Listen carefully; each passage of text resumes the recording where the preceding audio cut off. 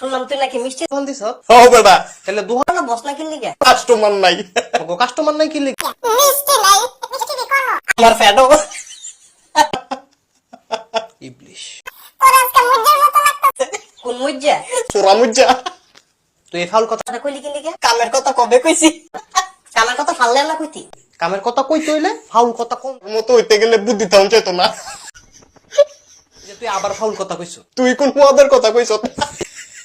আরে তুই যেমনে বেটকা তাও তো বাবা না মাদা হে না মাদা হাই গো তোমার নামে তো কিন ফারাতে বিচার দিয়া গেছে তুমি বলে বেটা আমার নামে বিচার দিছে হ্যাঁ কত বড়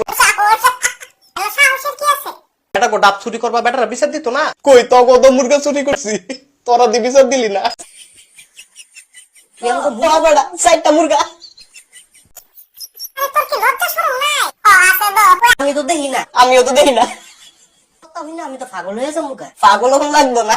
বিকেলে ফিরে আসো তুমি হ্যাঁ তাহলে সময় করে মুইটা দিস গা এটা একটা কথা বলি তুই এলো দড়ি এটা দিয়ে তো মরবি বড় বেড়া যাও রাসা এলো কেসি অনেক কি কেসি দিয়া মরতা না মরার আগে দুইটা লাউ কেটে লয়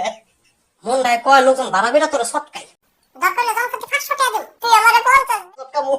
তোর আর কিছু কইতাম না তুই তোর মতই থাক আর আমার পাপ্পুটা কইরা লই এটা চশমা এটা আমি পাপ্পুটাই তোমার মনের মধ্যে খুব সুখ লাগছে হ্যাঁ একটু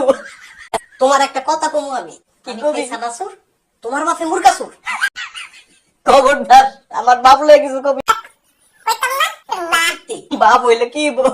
কথাটা তো ফাটাফাটি কইছ